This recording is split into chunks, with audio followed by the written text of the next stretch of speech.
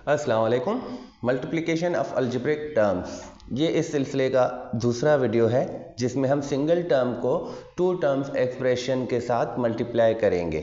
अक्सर आपको इस तरह के एक्सप्रेशंस मिलते हैं जो ब्रैकेट में अगर टू टर्म्स या थ्री टर्म्स होंगे और उसके सामने इस तरह एक नंबर रखा होगा बगैर किसी निशानी के। जिस तरह यहाँ भी देखें तो ये एक अलजेब्रिक टर्म्स है जो ब्रैकेट के सामने रखा है और इसके दरमियान में कोई साइन नहीं है। तो इसमें यही समझना है कि ये जो टर्म्स हैं ये ब्रैकेट के साथ मल्टीप्लाई है। तो ये जो 9 है ये 9 इस a के साथ भी मल्टीप्लाई है और इस b के साथ भी मल्टीप्लाई है। तो कभी भी इस तरह के एक्सप्रेशन मिलेंगे आपने हमेशा यही समझना है कि इसको हमने इनके साथ मल्टीप्लाई करना है। अब मल्टीप्लाई करने का तरीक़ाकार हमने फर्स्ट वीडियो में सीखा है। तो जस्ट हमने इसको इसके साथ मल्टीप्लाई करना है जो कि एक वोल नंबर को एक वेरिएबल के साथ मल्टीप्लाई करेंगे। तो जस्ट हमने दोनों को साथ में मिलाकर रखना होता है इस तरह। और फिर प्लस की साइन है तो प्लस की साइन रखते हैं और 9 को b के साथ मिलाकर रखेंगे इस तरह करके। तो जब भी एक वोल नंबर को किसी वेरिएबल के साथ मल्टीप्लाई करने का मतलब उनको एक साथ रखना है। अब यहाँ देखें, यहाँ थोड़ा सा ये बड़ा वाला टर्म है जिसके साथ तीन तीन वेरिएबल्स हैं तो इनको हमने मल्टीप्लाई करना है। तो ये वाला पहले इसके साथ मल्टीप्लाई करेंगे और इसी टर्म को फिर इसके साथ मल्टीप्लाई करेंगे जिस तरह हमने यहाँ पर किया था। हमने बाद में इसके साथ भी मल्टीप्लाई किया था।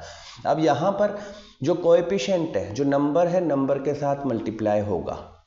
तो यहाँ 3 को 6 के साथ मल्टीप्लाई करते हैं तो 18 बनेगा। और अब देखें यहाँ l है और यहाँ भी l है तो ये दोनों बेस सेम है, सेम वेरिएबल है और यहाँ इसके ऊपर 2 का पावर है और इस पर कोई पावर नहीं तो पावर 1 है। तो दोनों के पावर को ऐड करते हैं हम। जब वेरिएबल आपस में मल्टीप्लाई होंगे तो हम क्या करते हैं, उनके पावर्स को ऐड करेंगे जब वो वेरिएबल सेम होगा। तो ये l यहाँ पर 1 का पावर तो यहाँ पर 2 का पावर, तो दोनों पावर्स को अगर हम ऐड कर देंगे तो ये l पर 3 का पावर आएगा।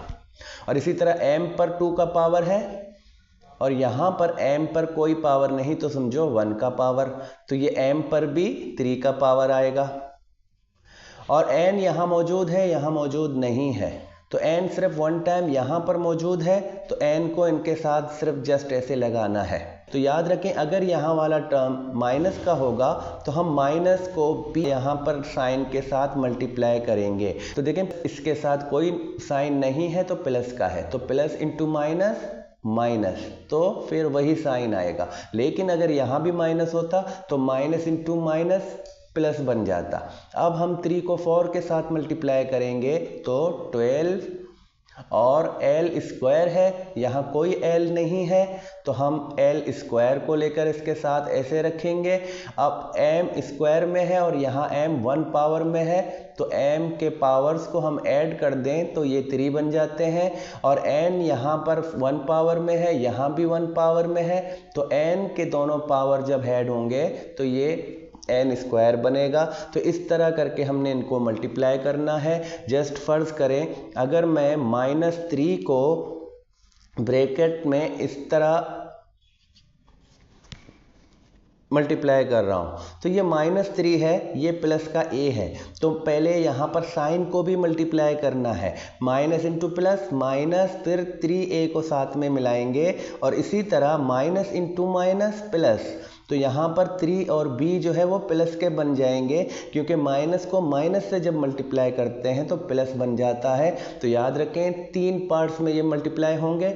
साइन साइन के साथ मल्टीप्लाई होगा, नंबर नंबर के साथ और वेरिएबल वेरिएबल। और वेरिएबल जब सेम होगा तो उसके पावर हेड होंगे और अगर अलग अलग वेरिएबल्स होंगे तो जस्ट हमने दोनों वेरिएबल्स को साथ में रखना होगा।